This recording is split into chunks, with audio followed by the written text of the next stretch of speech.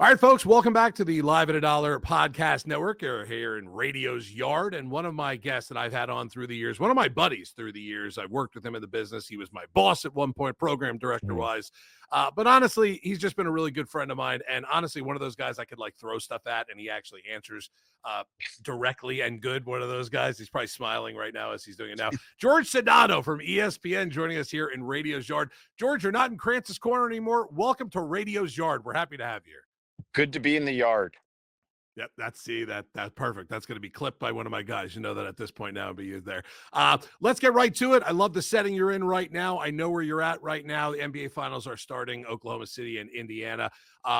This is going to be a fun one, I think. Although I can imagine the prognosticators and everyone out there think this is going to be an OKC kind of blowout. What do you think? And what do you think of this matchup when it finally got set and Indiana took care of the Knicks? I think it's going to be a fun series. I think it's going to be aesthetically pleasing because these two teams like to get up and down. I Right. think that we'll have competitive games, I think, because if OKC has any weakness, and they don't really have weaknesses per se, I'm Right. like kind of using air quotes here, is that they're not like a super high volume 3-point shooting team. And sometimes their 3-point shooting can wane. And also, I've seen in the Denver series, and Milwaukee did this to them at NBA Cup in Las Vegas, the midseason tournament. They kind of bullied them a little bit because they're not Mm, like super big, regarding their size.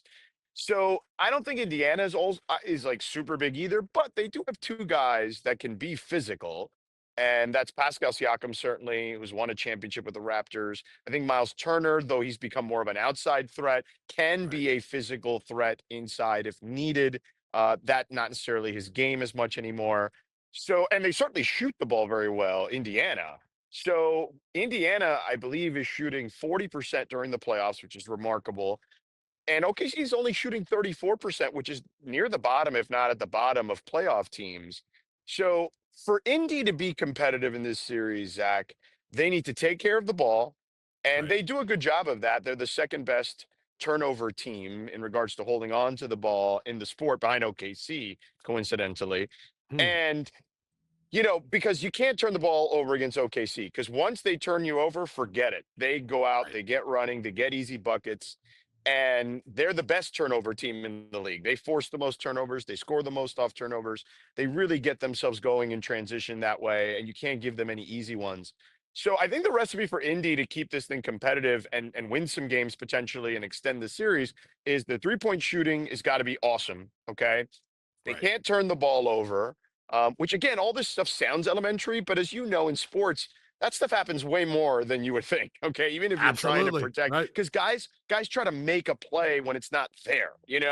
And I think that those two things, and then find a way for Miles Turner to make a big impact in this series, because I think Siakam is going to make an impact.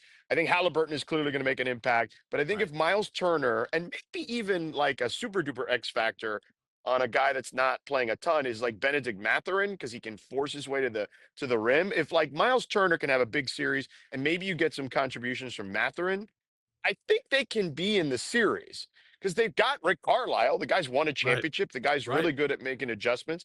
I mean, you and I were there when he won the championship in 2011 and Right. and really did a nice job of making LeBron look mortal in a playoff series like we've never seen before. So I think that Indy has a shot. I don't think it's a great one, but they Right. have a shot. How much am I going to see my dream matchup of Halliburton and SGA? Am I going to see that a lot during this, or do you think they're going to be kind of running it in different directions where SGA won't be covering Halliburton, Halliburton won't be covering SGA? I'd like to see it because I think both guys, I obviously know they both play the same position, but they both play it a little bit differently. But I want to see that. Am I going to see that a lot, you think, during the series? Maybe a Right. little. Like I don't see it a ton. I feel like Tyrese Halliburton's going to get a lot of Lou Dort. He's going to get a lot of Cason Wallace. He's going to Right. get a lot of Alex Caruso. I mean, if you go back and watch the Minnesota series, and Anthony Edwards is a different player than Tyrese Halliburton. He's more physical. He's more athletic. He puts more pressure on the rim. Um, but they did a great job, really kind of minimizing his impact. I don't want to say they minimized him, Right. but you can only contain him a little bit. And they did that to some extent. And they sold out on him basically. They just said, you know Mm. what? This guy's not beating us. And I could see a similar tact at times with Halliburton, and that's why he'll get that treatment. Because man, there were times Anthony Edwards, who again is one of the best players in the sport, man, Right. offensively and He defensively, looked but just mortal. Yeah, he looked mortal. correct. Right, Yeah, right, and because on any given possession, forget about the game. On any given possession, he saw Jalen Williams, All NBA defensive player, an All NBA player. He saw Alex Caruso, a former All NBA defensive player. He saw Lou Dort, first team All NBA defense, and right, Kaysen Wallace, who will be on one of those lists in the very near future as only a second year player at the moment. And that doesn't even account for Shea, who is right, an right. above average defender while not being an elite defender, and the big man behind them, which is either Hartenstein, who's a good defender, or Chet Holmgren, who's a good defender. Yeah, let me tell you, they've done such a good job there in Oklahoma City. You knew that kind of this was going to be a boomer bust type thing where they're all just going to get better and get good, and this team's going to be really good. I don't want to fast forward to 4 or 5 games here after Oklahoma City might win this thing, but this could be the start of something absolutely humongous in Oklahoma City for this team. Knowing how many they have 480 draft picks over the next 5 years, also, I mean, this could be something that could, if they do it the right way, and even make some maybe big trades for bigger names. This could be something where we could be talking about this 5 years from now, going, they won 3 titles. This could be a dynasty. Am I Well, they, jumping too quickly or no? yeah, yes, Because but they you're haven't not won one yet, George. I get it. correct, Right. correct, I get correct. that. And, Right. and I don't think your thought process is wrong. I Right. just think that they got to win this one because Mm. if you would have told Kevin Durant, Russell Westbrook, and James Harden and Serge Ibaka and those guys Right. that they weren't going to win a championship at some point, they would have said you're nuts because people thought that same line of thought process back then too, and they didn't win. Right. So you can't take any of this for granted. You got to win the first one. Yes, they're incredibly well positioned in a sport that's going to look more and more like the NFL in regards to the way you have to build your roster. Because Right. not to bore people with the details, but in essence, the way the collective bargaining agreement shook out, they have this thing called the second apron, which is in essence a hard cap. Very few Right. teams, if any, are going to go over it. Because if you do go over it, it not only hinders you financially in regards to what you have to pay in luxury tax, but it hinders your maneuverability from a roster perspective and roster building perspective. You can't use your mid-level exemption. You can't get buyout guys. Like it really is a hard cap in a lot of ways, and teams are going to treat it that way with that kind of reverence. So OKC is well positioned because you mentioned they've got a Right. bazillion draft picks. They've got a bunch of young guys who are coming into their own.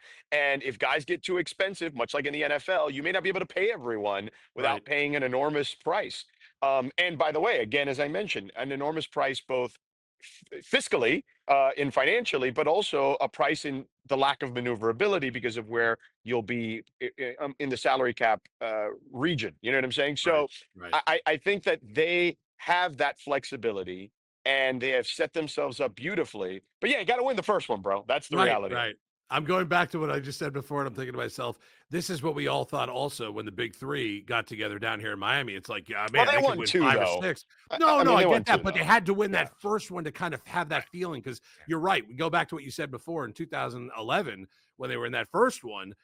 There was no way in my mind I thought they were going to lose that series. Like Dallas is a good team. I'm not taking anything away from Dallas or Dirk Nowitzki or any of that. But I was like, oh man, I mean Wade, Bosch, LeBron, the way that these guys are playing, they're going to run through this. This is the beginning of something huge. And that loss, I think, was so I don't want to say good for them, but what a come to like Jesus moment for them to understand at that point.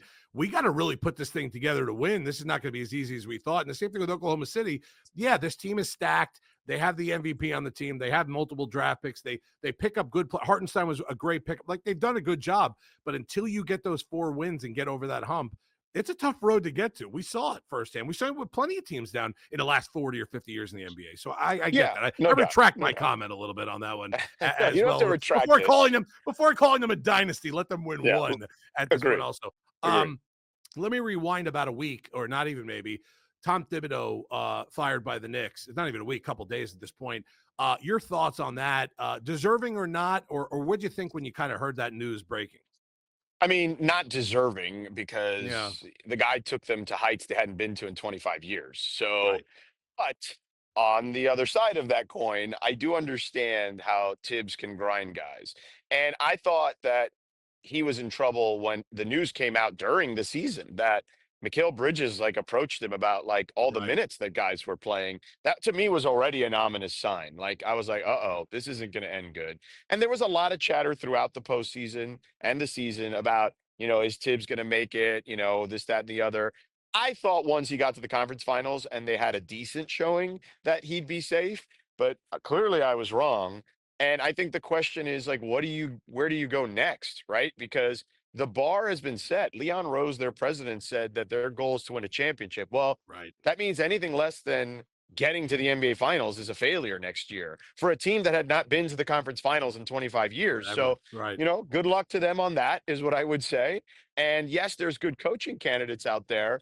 But, I think that there is always going to be a little hesitancy with working for them for obvious reasons over the last 25 years. So Right. while I think that guys will listen, I don't know what they're going to be able to do in regards to who they'll hire. And maybe I'll be wrong about that, but I'm genuinely curious to see who they decide to put in that chair.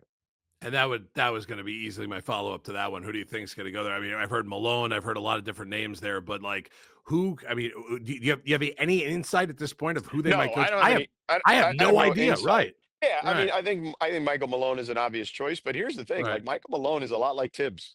I was just Okay, about to like say that. Right, yeah, right, I mean, right, the only difference is and it's a big difference. He's got the championship, but I mean, he is a guy who grinds you. You know what I mean? So, I think Jeff Van Gundy would be a name I would consider bringing him back to the Garden. Wow, wow, He's back yeah, in the coaching circles. He was Ty Lue's lead assistant. He did a great job defensively with that team. They were a top 2 or 3 defensive team all year.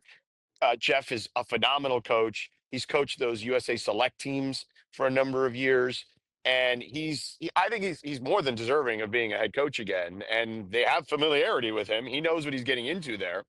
So he would be someone I would consider. Obviously, Johnny Bryant is someone they're talking about because he's been on the Knicks staff for years, and most recently went to Cleveland. In between, he's a young guy. I don't know if I would go with a young guy in that scenario, but he's right. certainly a name that will be bandied about. And, I wouldn't rule out someone even who's under contract, like a Jason Kidd or someone like Mm. that, who also understands that world, having played there for that Right, team. right, right.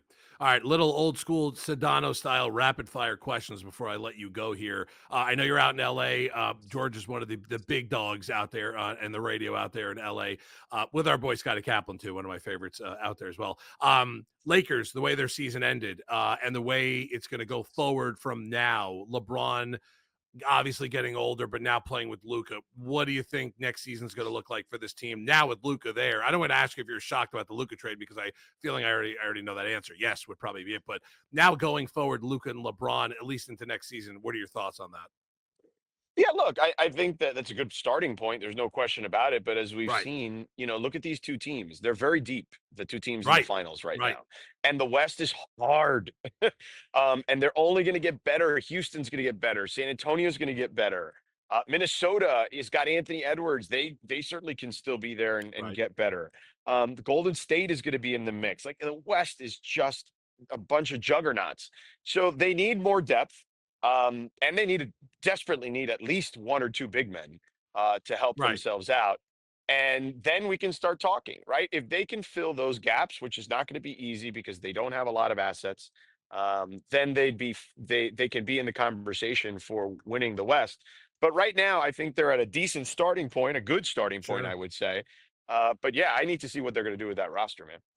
Yeah, very interesting. When that trade was made, I was like, wow, what could happen here with these two guys? Luca at the prime of his career, LeBron at kind of the twilight, but still one of the best in the league when he wants to be any given night. I mean, we obviously know that with LeBron.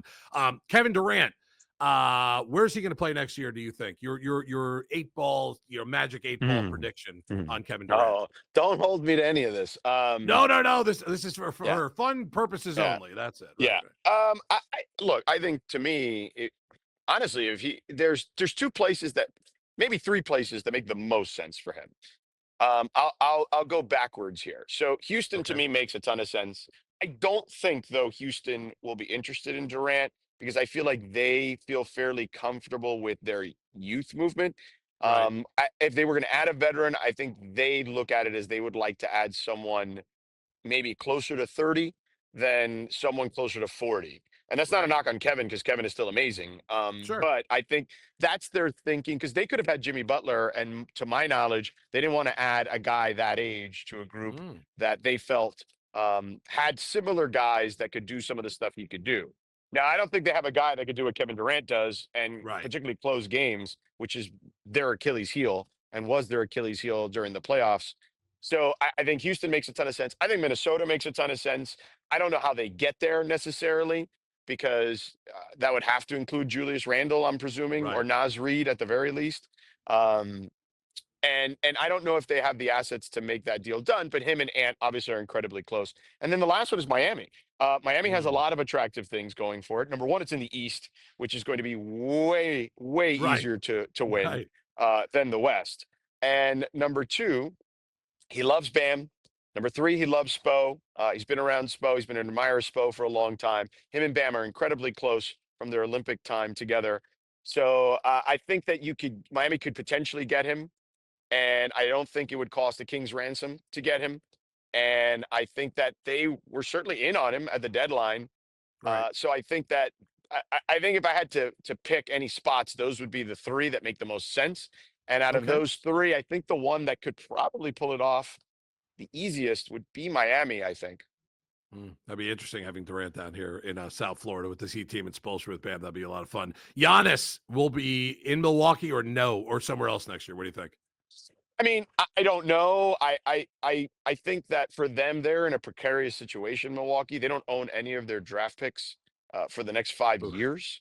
Oof. So God. you can't, whatever you get for Giannis, it can't just be like a tanking package. Like it's got Right. to be real players because they need to maintain competitiveness because of the situation they're in. And there's no way to get their picks back. This isn't as Right. easy as like they traded it to one team. They've traded them all over the place and they've been traded 16 times over basically from that point on. So I think that if I were advising Giannis, and he sure as hell won't listen to me, um, I would tell him, you know, I've done everything I could do. You've done everything you could do in Milwaukee. I think it's time for you to move on somewhere else. So that would be my advice. And I think Milwaukee could get a king's ransom for him for sure. Yeah, I agree with that too. I think Giannis will be much more on that. I can't wait to see if that trade ever gets made with any other team, what the ransom is for that. All right, Dallas and Cooper Flag. You think he sticks there, or do you think that Dallas makes some sort of Oh move yeah. and maybe No, no, gives up that number one pick? Dallas is not making a move. They're They're taking not. Cooper They're going to Flag. stick it. Okay. I just because Yeah. I figured at that point they have a really good trade asset if they wanted to move around, but having that and getting the number one pick, that's a pretty good team right there. You add Cooper Flag to that team too in Dallas. Yeah, I think so. If they can get healthy and Kyrie's talking about coming back in late January or like right before the All-Star break, perhaps. If they can make that happen, they have the bones of a good team for sure. Right. Right. All right. Last one here. And is going to bring it back to South Florida, even though you kind of answered a little bit with Kevin Durant. For about 17 seconds, I doubted Pat Riley. Shame on me for doing that. But should I be still in the Pat Riley kind of? I can't wait to see what he does this summer because normally when he says we're not running it back or we're going to make a move, something huge happens, whether it's Durant or not. Shame on me for doubting Pat Riley. Do you think that I'm still in that boat? Yeah, I guess. Like, I think there's gonna be a lot of movement this summer, Right. and my colleague Sham Sharani has said as much.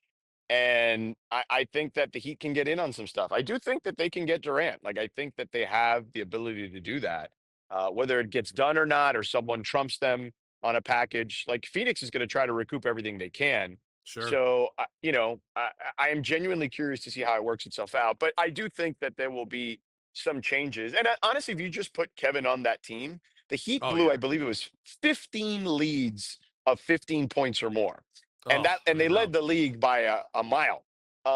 If you got a guy like Durant, I think you're in pretty good shape. You probably win at least half those, if I had to guess. Right. And if Sure. and what how many wins did they have this year? What was it like Ugh. 38, 39, something Yeah, like they're that? right there at the cusp, right. Yep, Yeah, yep. so let's just say they win 8 of those, right? Now all of a sudden you're talking about a 47 win team. Now you're kind Right. of you're in the playoff picture, not the play-in picture, and things look a little different, you know? Mm, So I do think that they have they have some flexibility, they have some maneuverability, they have some contracts they can move, and they've got some opportunity, but it always takes another team to dance with you. You can't just force a trade anymore. I mean, look, the Lillard thing should have woken everybody in Miami up that Absolutely.